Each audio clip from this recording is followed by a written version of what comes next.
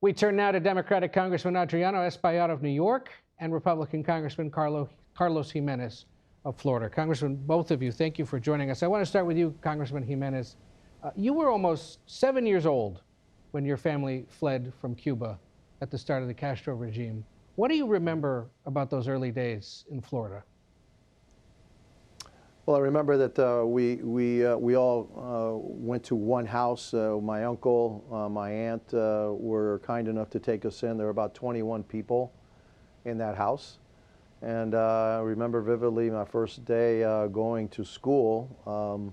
The day before, I went to they took me to a parochial school. And then the nun saying that tomorrow was my first day of school. That was my first word in English. Until then, I only spoke Spanish, and so that I vividly remember. And then the early days there, it's like a blur, obviously, you know. But yeah, it was completely different than my experiences had been in Cuba. And Congressman Espaillat, as I understand it, you were about 9 when you came to the United States from the Dominican Republic. I imagine New York City was a bit different back then. Of course, the weather was cold, obviously. I remember the cold weather. We lived with our grandparents who had a 4.5 bedroom apartment in Washington Heights. And we got there in December. And of course, we went to school.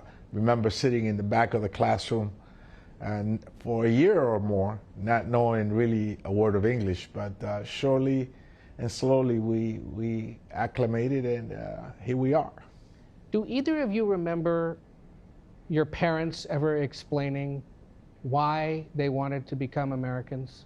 Yeah, my grandmother was the first one to become a U.S. citizen, and she was so proud of it.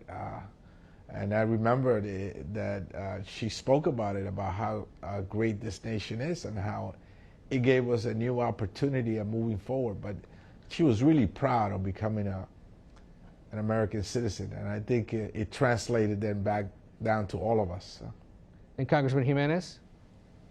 Well, I mean, you know, like I was 7 years old. I mean, my dad and mom weren't talking politics back then, but then later on, obviously, as I was growing up, I knew exactly why we came to the United States. We came to the United States. My parents were seeking freedom, not only for themselves, but for us, his children, my sister and I, to give us the opportunity to live in a land of freedom.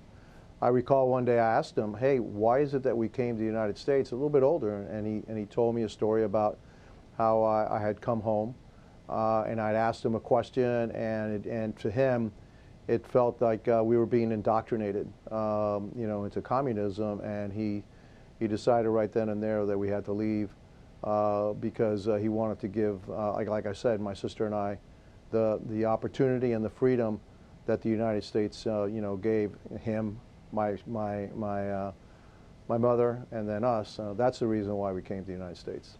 And now both of you are in positions of influence and power as members of Congress.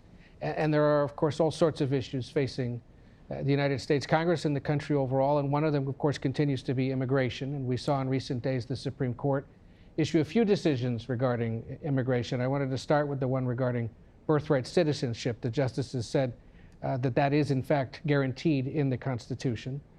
The White House, however, isn't entirely backing off the fight. The Deputy Chief of Staff, Stephen Miller, claimed American citizenship isn't the birthright of the world. It belongs only and solely to Americans. I'm curious, and Congressman Gimenez, we can start with you. How do you define American citizenship, or how do you define what it means to be an American? Well, look, what defines to be an American? I'm an American. I mean, I've been here, the vast majority of my life. I think in English, and I love this country. I love this country because of the opportunities and the freedom that it's given me and my family, my children, my grandchildren. And so I have a deep appreciation of what America and the United States, are. I agreed with the Supreme Court interpretation. It's actually pretty well established in law for about 130 years. I also agree, though, that some things, we need to do some things in Congress about this cottage industry of, childbirth citizenship, bringing, mothers in just to have a child in the United States and then them flying back. the founding fathers or the writers of the 14th Amendment, I don't think ever had that in mind. And so that's something that we can fix. But if somebody is born here in the United States and they're under the jurisdiction of the United States, which if you're here, unless you're a diplomat, you're under the jurisdiction of the United States, that's the law. And so, you know, I always felt that challenge, you know, really was going to fail, and you know, I was proven right. But we do have to, Congress does have to fix some of the things to make it more difficult for somebody just to come to the United States, to have a child, to have an American citizen. I think that's abusing the system. Congressman Espaillat? Well, the birthright citizenship is embedded, obviously, in the 14th Amendment, and the Supreme Court just stated that, although a very tight decision. But it's been handed down to us. The Wong Kim Ark case back in the late 1800s established that if you were born here, you were a U.S. citizen. And birthright tourism is minuscule. It's almost non-existent in terms of the volume of cases of people that are born here. 250,000 children would have been impacted yearly had the decision gone the other way. But citizenship for me and being an American is opportunity. I dream in English and in Spanish. What a great opportunity that is for anybody in this nation to have a shot at moving forward and to live within the parameters of what this nation offers millions of people. What a great nation, still has hope and opportunity. Both of you represent areas where there are many people under temporary protected status, but the Supreme Court in recent days also ruled that about 356,000 or so people from Haiti and Syria are going to lose their TPS. And that decision, of course, follows the Trump administration's decision to cancel their temporary legal protections. The court did say, however, that it's up to the Homeland Security Secretary to decide whether or not to grant someone status or end it. This issue is perhaps most acute in South Florida given the Haitian community, Congressman Gimenez. I'm curious, what should the Secretary do? What should the administration do now with these hundreds of thousands of people? Well, I think in the case of Haiti, without a doubt, you know, Haiti is a failed state, and I think that deporting Haitians that are under TPS right now back to Haiti would be a huge mistake. I mean, that's the reason why TPS was established to begin with. Just like with Venezuelans, if Venezuelans lose their TPS status, which they have too, we should reinstate that because of the devastation caused by these earthquakes that happened last week. And so, you know, TPS should not be abused. TPS is what it says, temporary protective status. And if you're here for a number of years, you should change your status from TPS to something else. But by the same token, it is meant to safeguard those that are fleeing countries which are either failed states and there would be at risk of going back to them, or countries that really can't handle them right now, as the case of Venezuela, who is you know, suffered a natural disaster and is having a hard time just maintaining the people that are there. And so, look, TPS again is temporary, but when there's good cause for it, it needs to be granted, and I think there's a good argument for the people of Venezuela and the people of Haiti to have temporary protective status. Is there any kind of congressional pressure, Congressman Espaillat, that should be put on the administration to try to stop them from sending back either Haitians, Venezuelans, Syrians, any of these other people who've come from countries with either natural or political strife? Of course, it would be horrible that you send back people to a condition that it doesn't safeguard their lives. I mean, TPS really is offered to people that are in a country where there's a credible fear for their life, or where a natural disaster has occurred, or their life may be in danger because the government that wants to incarcerate them or harm them. And so obviously sending them back to a country that's run by gangs is horrible. Sending them back to Venezuela, given the conditions there right now after the earthquake, is also equally troubling. So we must put all pressures available to ensure that they're not set back and that the mystique of our nation is preserved, which is that this is a land that will provide some help and cover and harbor those that are in dire need of help because of a natural disaster, because of a dictatorship that wants to incarcerate them or kill them. That's what America is about, and I'm happy that we can continue to advocate for this aspect of America.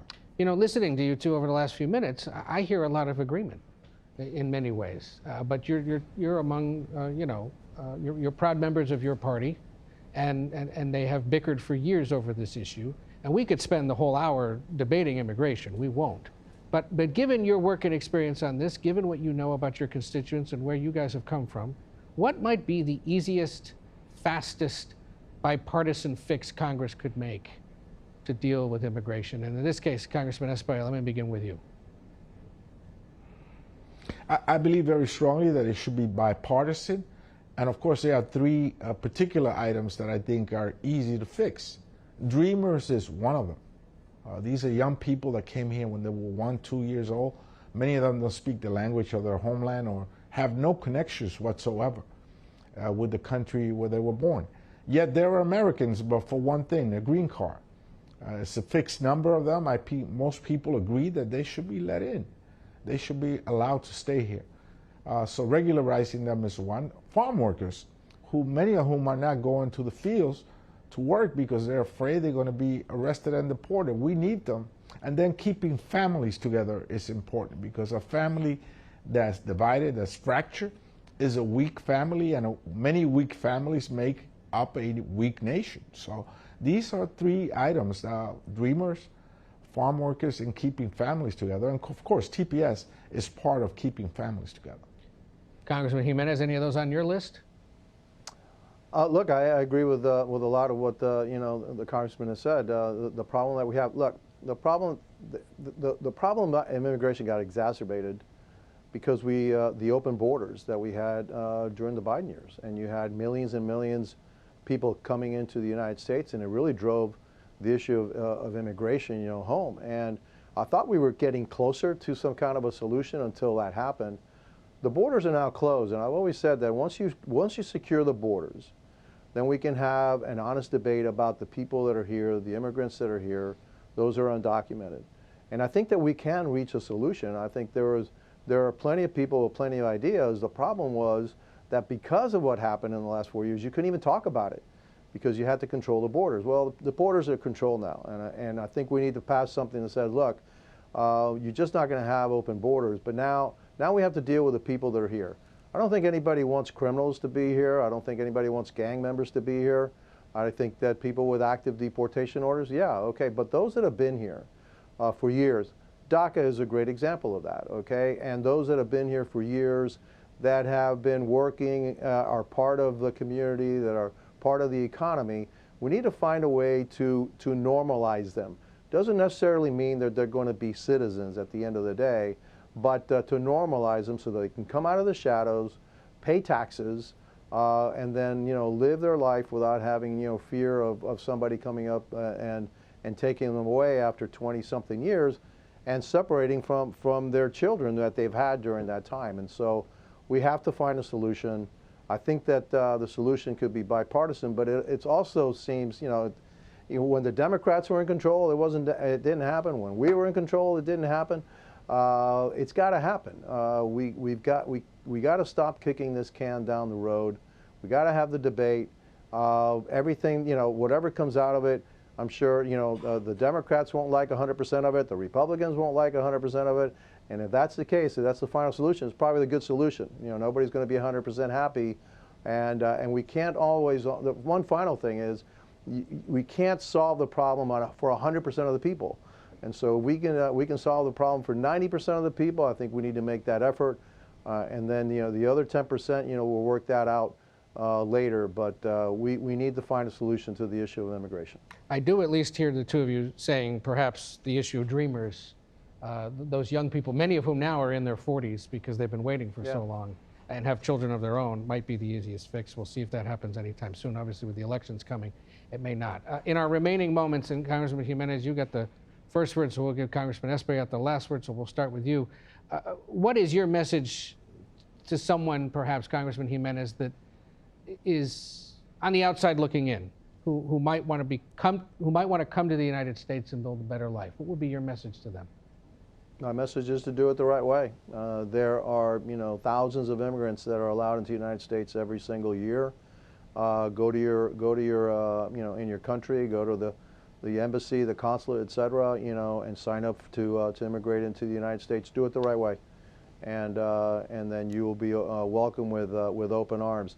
There's a lot of skills that we need here still in the United States, even though we want to make sure that Americans get those jobs, but sometimes, you do need skills from outside. And by the way, it's not a bad thing to get new ideas, new perspectives coming into the United States from all around the world, because that's what makes America the greatest country in the world. We don't have uniformity of thought. We have diversity of thought. We have diversity of talents from many countries from around the world, and that's what made America great, and that will continue to make America the greatest country in the world. And Congressman Espaillat? This nation, as we celebrate the 250th anniversary, still has promise, and I think immigration has been a central part of our ability to move forward as a nation. So I ask those that want to come to our nation that bring your ideas, bring your innovativeness, bring your talents, bring your energy, the energy that has displayed itself throughout decades and throughout our history. There's been no period in American history that has not been pushed by immigration forward. Even in our most difficult times, it is the influx of new ideas and new energy that makes our country different. And of course, this is a great experiment, and everybody wants to come to America. Do it the right way. There are channels through which you can do it. We will continue to welcome people from all over the world. This is a nation that still has a lot to offer. It's still relatively a very young nation, and one that I think has a lot of promise towards the future. I'm happy that my parents, my grandparents, who were both factory workers, brought us here to America. What a great promise, what a great nation. Congressman Espaillat of New York, Congressman Gimenez of Florida, thank you both for agreeing to speak with us this holiday weekend. We appreciate it. And Face the Nation will be back in 1 minute. Stay with us.